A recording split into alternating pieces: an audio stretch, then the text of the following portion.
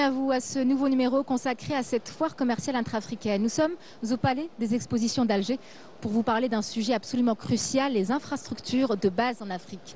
Vous savez, on a beau vouloir doubler les échanges commerciaux d'ici 2030. Aujourd'hui, seulement 15% des échanges commerciaux se font entre pays africains, du commerce extérieur africain se fait entre pays africains. Et puis lorsque l'on sait que dans certaines régions du continent, l'accès à des services essentiels comme l'accès à l'électricité, à l'eau potable, à des routes praticables n'est pas forcément garanti, eh bien on comprend mieux pourquoi l'intégration économique africaine a eu du retard dans son décollage. Et puis il faut le dire, il y a un constat qui a été partagé par différents dirigeants et chefs d'État présents d'ailleurs lors de la cérémonie d'ouverture de cette 4e édition de l'IATF pour que la zone de libre-échange continentale africaine ne soit pas seulement un rêve, un simple rêve, mais il faut en faire un véritable levier de souveraineté économique soutenu par des solides infrastructures. C'est ce dont nous allons vous parler ce soir, c'est ce que nous allons décortiquer ce soir en compagnie de nos deux invités ici présents. J'ai le plaisir d'accueillir Madame Ralia Mahjoub. Bonsoir. Bonsoir, merci beaucoup. Merci d'avoir accepté notre invitation, Ralia. Vous êtes coordinatrice de l'accompagnement des investisseurs à l'Agence de promotion de l'investissement en Mauritanie. Oui, exactement. Merci à vous de m'avoir invité. Le plaisir est partagé. Également des nôtres, Monsieur Nazim Sini, enseignant agréé en économie. Agrégé. Agrégé. C'est pas grave, merci en tout cas pour votre invitation et je suis ravi de retrouver ma camarade qui nous vient tout droit de Mauritanie. Merci. L'intégration économique africaine, on en parle énormément, mais j'aimerais bien qu'on reprenne depuis le début. Sans infrastructure solide, il n'y a absolument pas de développement du continent. Je me tourne vers vous, Monsieur Nazim Sini, c'est bien le point de départ.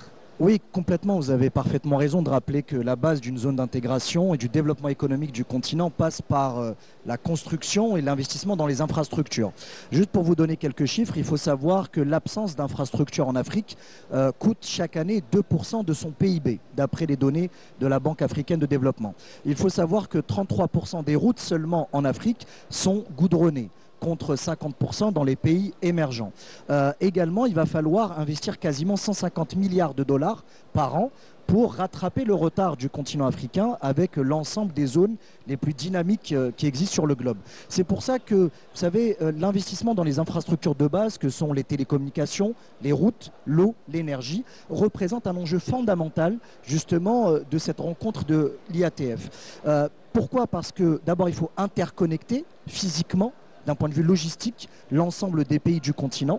Il va falloir aussi attirer les capitaux, donc investir massivement, et aussi avoir une interconnexion et une interopérabilité justement de ces infrastructures. C'est pour ça que vous avez raison de le rappeler que la base d'un développement économique passe par la construction des infrastructures que l'on connaît. Ralia Mahjoub, parlons de votre expertise mauritanienne. Alors, la route Tindouf-Zouaret, c'est 840 km en cours de réalisation par des entreprises algériennes. Quel impact cette infrastructure aura-t-elle sur l'économie mauritanienne et sur l'ouverture vers l'Afrique de l'Ouest ? Merci beaucoup pour votre question. Encore une fois, c'est un plaisir d'être ici avec vous, monsieur. Alors, c'est un plaisir pour nous d'être ici dans l'IATF. Franchement, pour moi, c'est la première fois en Algérie et c'était génial. Jusqu'à aujourd'hui, franchement, une très très belle expérience. Alors, la route Tindouf-Zouaret, effectivement, elle a été signée. Elle vient en fait comme résultat d'un accord qui a été signé entre le président, son Excellence, monsieur Mohamed Cheikh Ould Ghazouani, de la République islamique de la Mauritanie, en Algérie lors d'une visite qu'il a fait à l'invitation de son Excellence le président algérien M. Tebboune. Et c'est vraiment un projet très important parce que ça vise à créer l'accès, en fait, permettre l'accès aux opérateurs économiques à cette route. C'est franchement une route internationale majeure parce qu'elle va permettre les opérateurs d'avoir accès à l'Afrique et aux autres marchés via la Mauritanie. Elle permettra certainement aussi l'installation de zones franches, et d'autres dispositions fiscales avantageuses. C'est vraiment très crucial. Et voilà, donc surtout avec le mouvement et la transformation économique qu'on prévoit très bientôt dans la sous-région avec le mouvement de plusieurs secteurs en Algérie, en Mauritanie, dans les autres pays. Je pense que c'est une très bonne stratégie en fait. Voilà. L'Algérie, pays hôte de cette foire commerciale intra-africaine, a des atouts, je ne vous apprends rien, énergétiques considérables, notamment avec Sonatrach, la Sonalgaz. Quels sont les projets d'électrification transfrontaliers en cours? Oui, parfaitement. Vous savez, l'Algérie possède d'abord son ADN énergétique est présente depuis tout temps. Et l'Algérie est une puissance incontestable en matière énergétique. D'abord dans sa région naturelle, l'Afrique du Nord et la zone Méditerranée, mais aussi il y a un effet d'entraînement et de ruissellement de la puissance énergétique algérienne sur l'ensemble du pourtour africain sahélo-sahérien, j'allais dire. Et surtout, on possède une expertise, une expérience en matière pétrochimique, en matière d'exploitation gazière, qui peut être bénéfique aux pays qui veulent justement mieux valoriser leurs ressources énergétiques. Et aussi, l'objectif, je pense, c'est un projet qui est porté par l'Algérie, c'est de faire de l'Afrique un continent qui soit d'abord indépendant énergétiquement et qui soit le fournisseur au niveau en matière énergétique des zones comme l'Europe, l'Asie, etc. Mais dans un sens où l'objectif c'est de gagner des parts de marché, c'est de mutualiser les ressources, c'est aussi de pouvoir investir ensemble dans de la recherche et développement, d'assurer aussi la transition énergétique, parce que l'objectif ce n'est pas d'exploiter uniquement les hydrocarbures, mais c'est d'aller déjà dans les énergies de demain, donc avec l'hydrogène vert, le solaire. Vous savez, le continent possède l'un des taux d'ensoleillement les plus élevés au monde. L'énergie éolienne également. L'énergie éolienne, parfaitement. Donc tout cela doit permettre au continent d'abord d'asseoir sa souveraineté énergétique pour aller vers sa souveraineté industrielle et puis sa souveraineté évidemment alimentaire. On aura peut-être l'occasion d'en parler parce que c'est aussi le socle de l'indépendance du continent africain en matière économique, j'entends. Madame Ralia Mahjoub, est-ce que les partenariats énergétiques africains intègrent-ils cette transition, cette dimension verte dont parle M. Sini, ou est-ce qu'on reste dans le trop tout fossile? Merci. Alors, en Mauritanie, nous avons promulgué la loi qui permet l'IPP, c'est-à-dire la participation des entreprises étrangères à la production privée de l'électricité pour la première fois dans le pays. Donc ceci permettra, il y a 2 ans, on a promulgué la loi et les décrets d'application du code ont été en cours de finalisation, etc., pour permettre aux entreprises de participer l'année passée. Et ceci va permettre aux opérateurs privés, internationaux et africains, évidemment, de participer à l'infrastructure économique et la production de l'électricité permettant une bonne distribution du réseau et tout. Il y a une transition énergétique, certes, parce que nous avons aussi fait le premier code de l'hydrogène vert. Il y a à peu près 7 acteurs internationaux très grands, dont CW, puis Chariot, etc., qui sont là-bas, présents pour investir dans l'hydrogène vert, dans des projets structurants. Et évidemment, le soleil et le vent que nous avons, c'est un potentiel énorme qui permet aux investisseurs d'y participer. Alors, avec la production du gaz, effectivement, en même temps, cette année, pour la première fois, dans le projet du GTA, qui est dans la frontière maritime entre les Sénégal et la Mauritanie, avec une profondeur de 2 km. C'est des réserves gazières très riches. Ce projet, enfin, la production a commencé cette année. Il y a d'autres découvertes. La plus grande, c'est en 2019, la découverte du gaz, des réserves gazières du Birala. Donc on a plus de 60 TCF. Alors quand on regarde tout ça, nous avons une transition énergétique qui va venir, certes, parce que nous sommes dans le fossile, mais aussi nous avons l'hydrogène vert. Donc je pense qu'à un moment donné, on aura une mixture d'énergie, mais on pourra certainement s'aligner au Zero Net Goal avec le monde entier d'ici 2050. En tout cas, on est très ambitieux et j'en ai l'espoir. Ouais. L'occasion de vous parler du cheptel de la Mauritanie qui a été estimé à plus de 29,3 millions de têtes, ce qui représente un ratio de un peu plus de quasiment 6 têtes de cheptel par habitant pour une population nationale en Mauritanie de 5 millions d'habitants. Quelles sont les opportunités d'investissement dans ce secteur-là, en tout cas les plus prometteuses dans la filière élevage? Effectivement, nous sommes une population de 5 millions d'habitants, mais malgré ça, nous avons un potentiel énorme avec 29 millions de cheptels. Alors ça, il y a des vaches, en fait, il y a des bovins, des camélins, des camélidés, il y a tout. Et vraiment, c'est un potentiel à exploiter.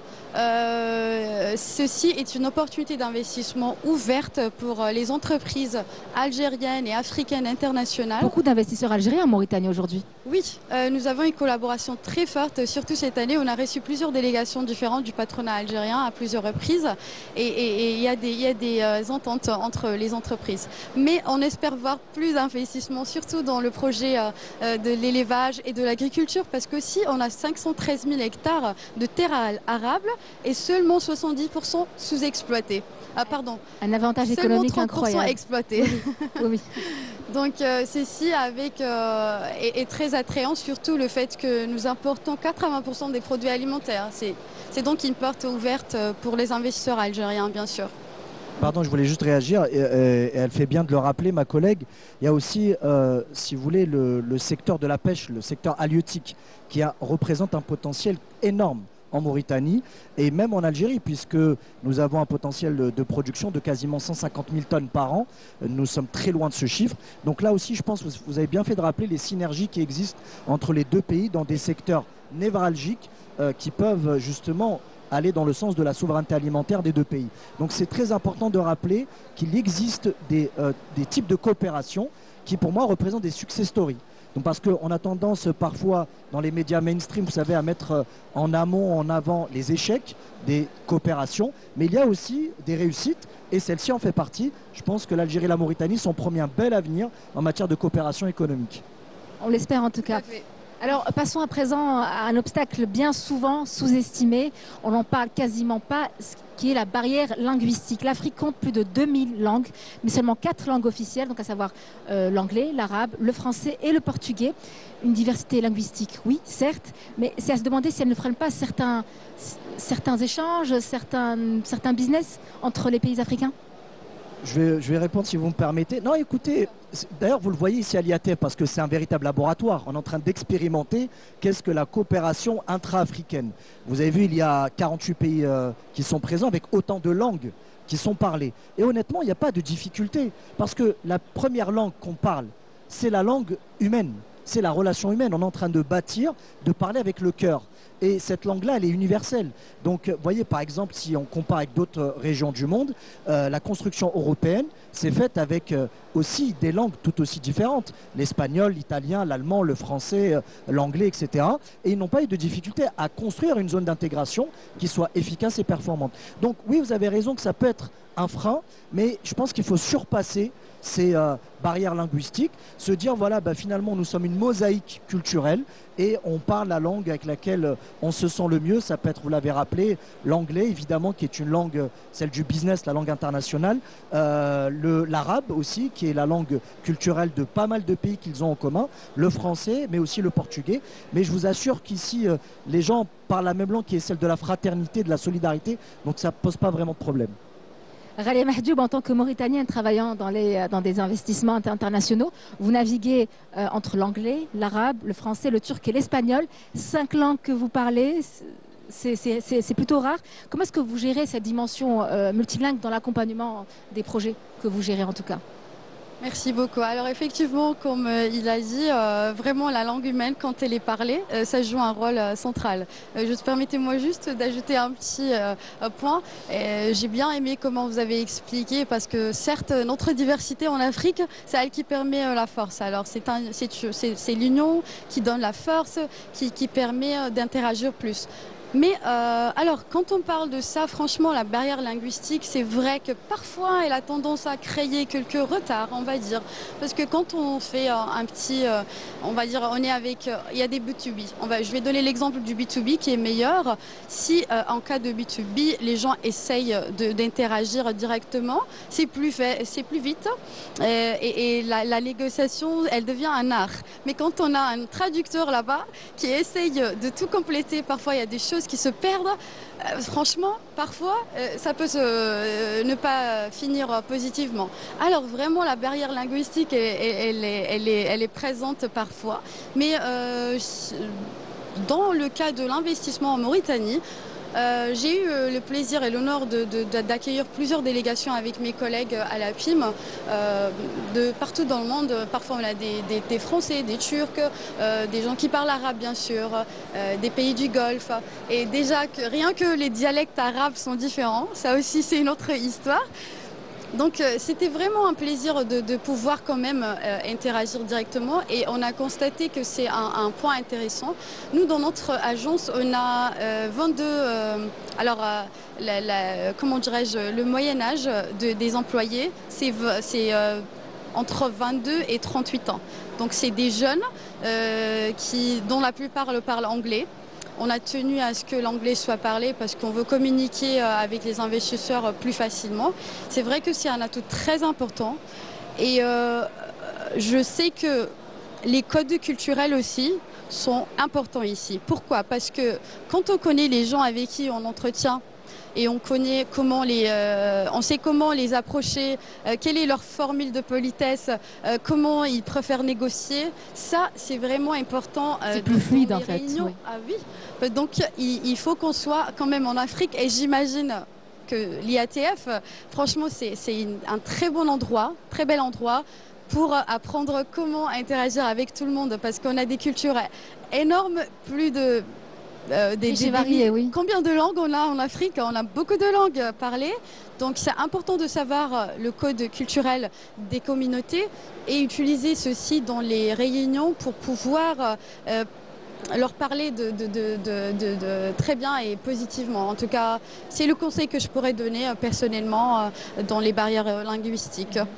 Nazim Sini, pour piloter cette intégration économique, donc c'est dans ce même contexte d'intégration économique, il faut des chiffres fiables, bien sûr, sur lesquels se baser. Aujourd'hui, combien d'organismes africains produisent leurs propres statistiques économiques sans dépendre des institutions, organismes européens ou occidentaux?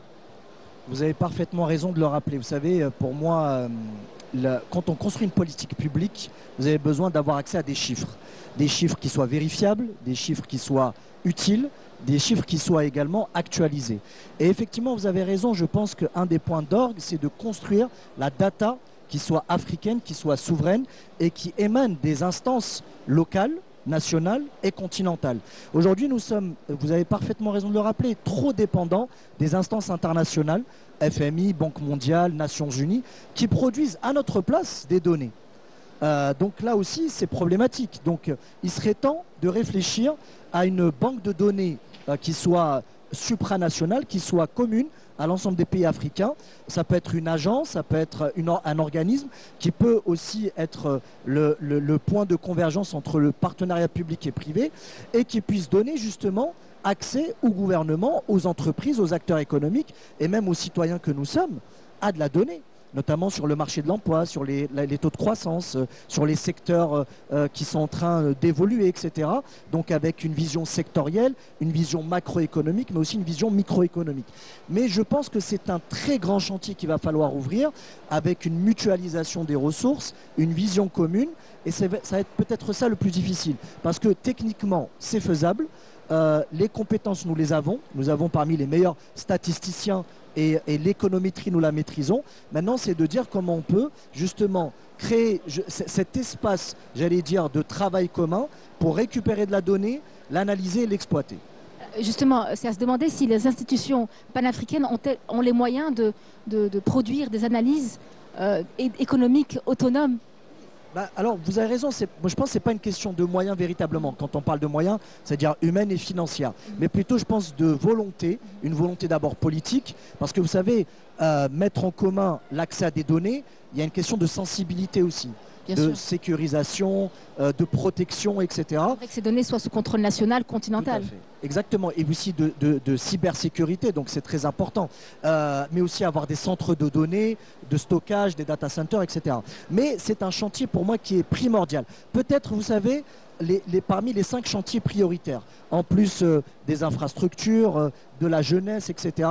Pour moi, là, vous mettez le doigt sur un sujet hyper important, stratégique pour le continent. D'ailleurs, vous avez vu que l'Afrique a lancé sa propre agence de notation. donc en matière de crédit, etc. Donc ça, c'est une bonne chose. Songeons, donc là, vous avez lancé un pavé dans la mare, songeons à créer notre agence qui va pouvoir générer nos propres données économiques et macroéconomiques. Ne plus utiliser de grille extérieure. Oui, vous me faites penser à l'intelligence artificielle, en fait, en parlant de ça. Franchement, je pense qu'avec l'ère de l'information où nous sommes, on peut utiliser l'intelligence artificielle, effectivement, pour appliquer toutes ces analyses et stratégies que vous dites. Quand on regarde l'AI, il y a certains qui disent que ça a l'air à nous stagner parce qu'on va devenir comme des robots, mais non, on peut l'utiliser positivement pour appliquer, effectivement, toutes ces stratégies dont vous parlez. Quand une intelligence artificielle africaine? Ah oui, exactement. On peut avoir une plateforme numérique qui permet par exemple aux startups africaines d'interagir. Et c'est l'échange de trains africains que la ZLECAf par exemple essaye d'appliquer dans la zone libre d'échange. Franchement, ça me fait penser à ça et je pense qu'on aura beaucoup de choses à faire. J'ai aussi, vous me faites penser à un expert international, Monsieur Maulud Khelifi. Je l'ai rencontré à l'IA, en fait, il y avait un forum de l'IA, Towards Inclusive AI, organisé par l'UFM à Istanbul. On parlait là-bas de ça, en fait, de la plateforme numérique d'échange pour les startups africaines. Ça va les permettre d'interagir et de faire du commerce entre eux, même investment s'il le faut, mais aussi d'avoir accès aux marchés internationaux. Donc, franchement, oui. Moi, je regarde ça avec beaucoup d'espoir, comme vous, et ça fait plaisir d'entendre. Alors, le secrétaire général de la ZLECAf, donc Wamkele Mene, parle de construire un marché intérieur solide. Mais pour mesurer la solidité de ce marché-là dont on parle, quels indicateurs spécifiquement africains devrait-on développer? Et justement, qui devrait les développer aussi? Écoutez, oui, j'ai vu passer cette déclaration, effectivement. L'objectif, évidemment, il est connu depuis des années, c'est d'avoir une zone de libre-échange, un marché commun, avec une augmentation des échanges intra-africains. Aujourd'hui, ils ne sont que de 15%, contrairement à l'Europe où ils sont quasiment à 70%. Bon, après, je ne veux pas faire de comparaison parce que les structures économiques diffèrent, les visions diffèrent, et puis de l'autre côté de la Méditerranée, ils ont eu 60 ans pour construire cette zone de libre-échange. Absolument. Nous, on est aux prémices de cette zone. Mais moi, je crois, vous savez, si on veut voir cette zone économique réussir, avoir ce marché commun prospérer, il va falloir assurer trois choses, trois leviers. D'abord, une libre circulation des marchandises, une libre circulation des capitaux et une libre circulation des individus. Donc ça veut dire repenser également notre paradigme, nos dogmes en matière de liberté de circulation de ces trois éléments. Parce que sans cela, si vous entravez les marchandises, si vous entravez les capitaux, si vous n'avez pas une harmonisation, notamment des normes bancaires, si les personnes ont des difficultés pour se déplacer à travers des visas restrictifs, on ne peut pas voir émerger un marché commun à travers de simples déclarations. Donc c'est pour cela qu'il va falloir réfléchir pour amorcer un véritable changement. Il y a une volonté politique qui a été exprimée ici sur l'IATF, mais il va falloir que ça se transforme en, on va dire, résultats tangibles. Et c'est pour ça que je l'ai toujours dit, si on veut avoir des résultats, il faut agir. Pour agir, il faut construire. Et pour construire, il faut rêver. Donc donnons-nous les motifs d'espoir, de rêver et de rêver grand surtout. C'est le principe même de cette zone de libre-échange continentale africaine. Madame Mahdi, vous voulez dire quelque chose? Non, juste pour dire que c'est une très bonne chose. Vous me faites penser à la Covid en fait. Quand ça a commencé, on s'attendait à plus de dégâts, non? Et malgré ça, l'Afrique est restée résiliente. Donc cela veut dire qu'on est très fort. On peut faire plus de travail ensemble. Comme vous l'expliquez, l'échange intra-africain, si on travaille plus sur ça, on aura vraiment un chemin riche permettant l'accès aux opérateurs économiques, aux start-up, aux projets grands structurants. Il y a beaucoup de travail à faire. J'espère que l'IATF, et d'ailleurs ça a été très bénéfique pour nous, pour plusieurs participants, cela permettra le début de prochaines étapes très grandes ensemble. De partenariat stratégique. Hein. Ah oui.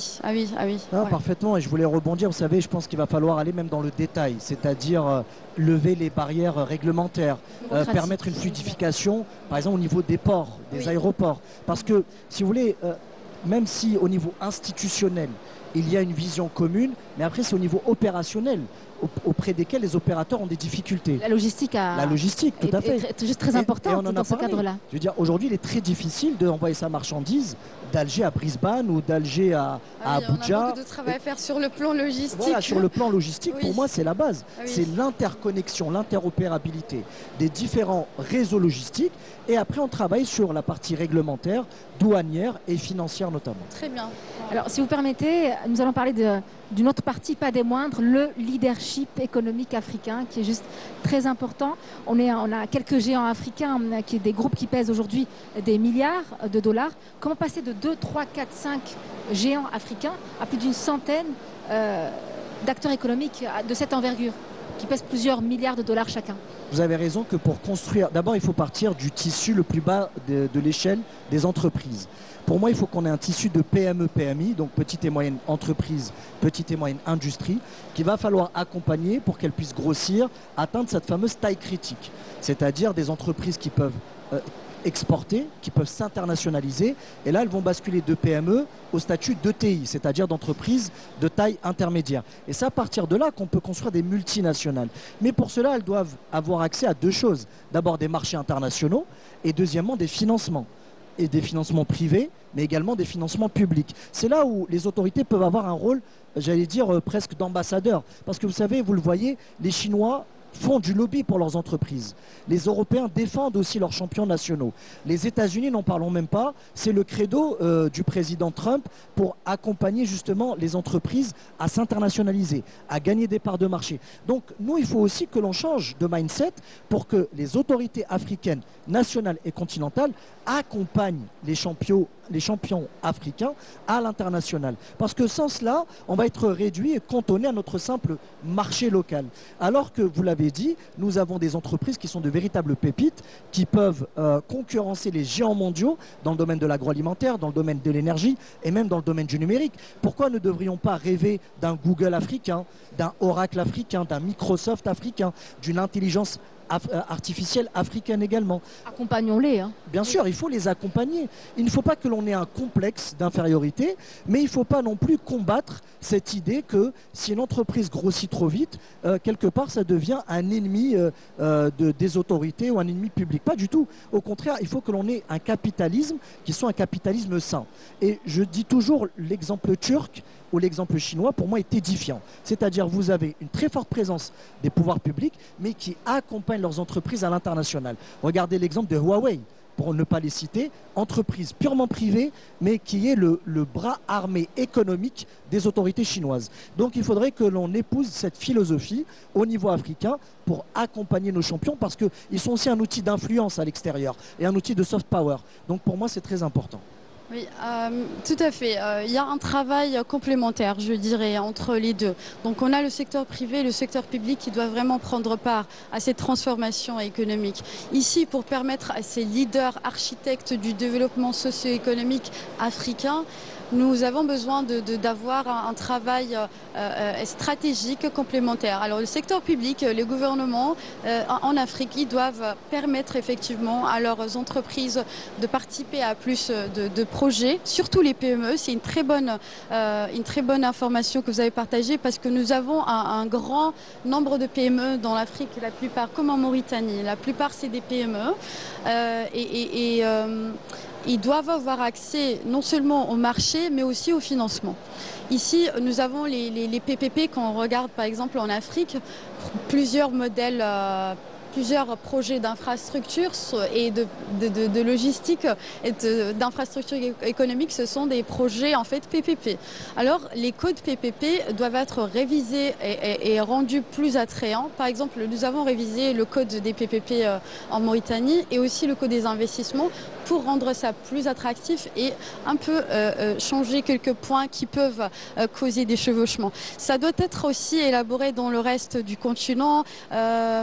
il y a aussi les lois comme Startup Act qui permettent aux startups, aux TPE, les très petites entreprises de participer et d'avoir effectivement l'accès au financement qui peuvent aussi être un atout important. Mais en même temps, je dis toujours que les entreprises, les leaders africains, les champions jeunes doivent eux-mêmes jouer un rôle. Ils doivent essayer de développer ce qu'ils font, ils doivent essayer de développer leurs opérations, essayer de voir les tendances de l'IDE, de les flux d'investissement, qu'est-ce qui se passe dans le monde, quelle est la demande en Afrique et ailleurs, qui soit en fait aligné à ce qui se passe, qui soit aligné aux ODD, qui soit aligné à notre stratégie commune de l'économie verte et tout. Et effectivement, avoir des techniques de l'IA qui est le futur en fait du monde. Donc c'est pour ça que je dis que nous, en tant que champions africains, nous sommes les architectes du développement socio-économique, mais nous avons le secteur public, nos gouvernements, nos experts qui nous guident. Alors on se complémente et c'est comme ça qu'on aura vraiment un futur voilà. Verdoyant, voilà. Et ça commence, j'ai envie de dire, ça commence à l'école. Donc il y a le secteur de l'éducation qui a une grande responsabilité, planter la petite graine chez l'enfant dès le petit âge pour lui dire qu'il est capable de faire telle ou telle chose plus tard. Écoutez, c'est peut-être un des plus grands enjeux de la décennie, voire du siècle pour le continent africain.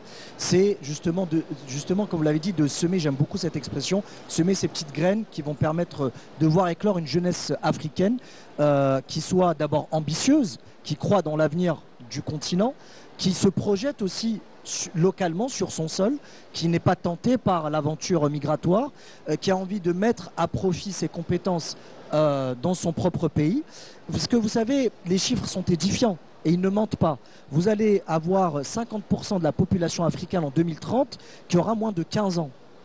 Donc vous imaginez ce que ça représente comme vivier de jeunesse. Vous allez avoir 20 millions de jeunes qui vont arriver sur le marché du travail en 2030. Il va bien falloir leur trouver des emplois, des perspectives, etc. Et donc c'est pour ça qu'il faut militer et également promouvoir l'entrepreneuriat. Pour moi, c'est une des voies qui peut lutter d'abord contre le chômage de masse, qui peut également créer de la valeur ajoutée, créer des emplois, mais aussi permettre l'émancipation de ces jeunes. Et ça passe, comme vous l'avez dit, d'abord par l'éducation, l'instruction, mais aussi la formation professionnelle. Parce qu'on ne peut pas imposer un niveau d'instruction uniforme et harmonisé à l'ensemble du continent, ce n'est pas possible. On n'atteindra jamais les 100% de taux d'instruction. Aucun pays au monde n'est capable de le faire. En revanche, on peut se fixer un objectif qui est beaucoup plus atteignable, qui est de dire nous devons former 100% des jeunes qui n'ont ni fini leurs études et qui sont sortis du circuit scolaire, pour ne pas les laisser errer sans un projet professionnel et sans même, j'allais dire, un projet de vie. Donc c'est très important de miser sur la formation professionnelle, surtout leur donner des perspectives, leur permettre de se projeter. Et c'est qu'à travers ça qu'ils vont s'inscrire dans un projet de société et dans un projet économique. D'ailleurs, la plupart des dirigeants l'ont dit, ce continent ne pourra réussir sans l'implication de la jeunesse africaine. Donc c'est pour ça qu'ils doivent être au centre de l'ensemble de nos efforts, au centre de l'ensemble de nos politiques publiques, au centre de l'ensemble de notre recherche et développement et même des projets, j'allais dire, d'implantation des entreprises. Voilà. Moi, j'allais dire que même des projets d'IDE, d'investissement direct étranger, doivent absolument impliquer la jeunesse. Pourquoi ne pas avoir un centre de formation professionnelle africain ? C'est une excellente idée. Les échanges universitaires également. Bien sûr. L'Algérie forme des dizaines de milliers d'Africains de manière générale chaque année. En leur donnant des bourses dès le départ pour qu'ils puissent venir. Exactement, on pourrait même penser à un Erasmus africain qui serait obligatoire avec 6 mois obligatoires dans le cursus universitaire. Donc non, il y a des pistes que l'on peut explorer. Ce soir, les idées ne manquent pas. Hein. Voilà, tout à fait. Mais en tout cas, honnêtement, vous l'avez dit, je pense que tout ce qu'on est en train de faire, l'IATF, les projets de l'Union africaine, de la Banque africaine de développement, sans la jeunesse, ne pourront jamais réussir, clairement. Donc ils doivent être l'objet de toute notre attention et de tous nos efforts. C'est notre responsabilité, effectivement, de former les prochains leaders, les prochaines générations de notre continent. Alors justement, Madame Mahjoub, vous, dans votre travail d'accompagnement des investisseurs, vous formez aussi les futurs leaders économiques. Quelles compétences spécifiques faut-il développer chez les jeunes Africains aujourd'hui pour qu'ils deviennent les champions économiques de demain? Est-ce que vous avez juste des petits skills là-dessus? D'accord, merci pour votre question. En fait, oui. Donc, ce que je fais, c'est avec une autre équipe très très brillante, c'est l'accompagnement des investisseurs dans leurs projets quand ils s'installent en Mauritanie, de leur faciliter les procédures administratives, etc. Et donc même leur accompagner les accompagner plutôt dans leur projets, dans leur prospection, dans leurs études du marché, évaluation des opportunités d'affaires, etc. Mais là-bas, parfois et très souvent d'ailleurs, nous recevons des jeunes qui sont intéressés par l'implantation dans le marché. Bien sûr, investir dans un grand projet, ça peut être un peu compliqué pour eux, mais je dis toujours que chaque start-up est un potentiel investisseurs. Donc, parce que les startups, avec le temps, elles peuvent investir plus tard. Donc, on essaie de les accompagner par leur fournir de l'information parce qu'on n'a pas d'agrément à leur donner, etc. Donc, c'est pas au niveau de l'agence qui se passe l'octroi et l'accompagnement des startups en fait dans leur projet. Mais par contre, nous leur offrons les renseignements qu'il faut, surtout les données fiables. Et parfois, nous avons des étudiants à l'université qui essaient d'avoir accès à l'information actualisée des secteurs clés, des secteurs productifs, les opportunités présentes. Quel projet peut-il y avoir en fait pour investissement, et ils ont besoin de ça très souvent. Nous les accompagnons avec ça, mais en fait, l'agence, elle joue un rôle central dans l'entrepreneuriat. Comment? Parce qu'on essaie de faire des formations, effectivement. Ça me ramène vers ce point de formation professionnelle. Nous avons, par exemple, fait des formations en collaboration avec la SCFI du groupe de la Banque mondiale en Mauritanie. Et ce sont des formations dédiées aux TPE et PME, donc les très petites entreprises. Il y a les startups, il y a les jeunes qui ont des idées, ils veulent les développer, ils ne savent pas comment les implanter. Donc on les aide à exécuter leurs projets en les accompagnant et en leur donnant accès à une formation fluide, professionnelle, avec des experts en fait internationaux. Donc voilà. Il faut s'assurer aussi que ces leaders africains restent et investissent en Afrique plutôt que de faire fortune ailleurs. Et ce n'est pas chose facile. Non, parfaitement, mais surtout, j'allais vous dire, l'objectif, c'est de créer aussi un environnement qui soit propice. Parce que c'est surtout ça. En fait, si on veut stimuler l'innovation, stimuler l'investissement, stimuler la coproduction, la coopération, il faut que l'environnement, d'abord, soit stable et l'environnement soit aussi attractif. Donc à travers justement un cadre juridique qui soit incitatif, à travers également une fiscalité qui soit aussi intéressante. Donc c'est pour ça, vous faites bien de le rappeler, que l'environnement, un environnement qui soit attrayant, est la base de la construction de toutes sortes de projets économiques ou commerciaux. Alors, si on se projette en 2030, date plutôt butoir de la zone de libre-échange continentale africaine, à quoi ressemblera le paysage économique africain, selon vous, Madame Mahjoub? Quand vous me demandez, j'imagine déjà une photo franchement magnifique de l'Afrique. La zone de libre-échange... Pensez aux flèches, des échanges commerciaux. Oui, je pense à ça, je vois beaucoup de choses qui bougent, je vois une transformation économique.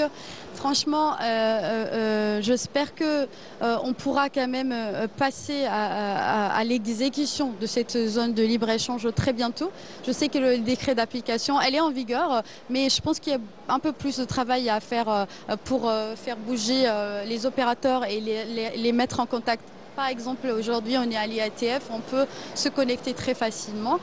Je pense qu'en 2030, si on continue avec cette zone de libre-échange, cette stratégie de la ZLECAf et avec les financements comme la BAD, les bailleurs de fonds qui essayent de développer des projets structurants dans des secteurs comme l'agriculture, comme l'élevage et l'énergie, surtout en Afrique, rendant l'Afrique est très énergétique avec des hubs énergétiques dans les sous-régions. Ça changerait la donne, clairement. Tout à fait. On a l'hydrogène vert qui est le futur, tout le monde en parle, mais c'est en Afrique que nous avons le potentiel énorme. Nous avons le vent, le soleil, etc. Comme par exemple en Mauritanie et les autres pays. Alors là, je pense que ce serait une Afrique prospère, une Afrique résiliente et une Afrique qui forme ces jeunes leaders et qui permet un futur très différent du passé et du présent, je dirais. Prochaine étape, surveiller de très près la mise en œuvre de ces projets, grands projets, notamment la fameuse route Tindouf-Zouéret. Je pense qu'il pourrait peut-être être le symbole de cette nouvelle Afrique. Oui, clairement, et je voudrais juste rebondir sur l'Afrique de 2030. Comme vous savez, je travaille moi sur ces questions Justement. de 2030.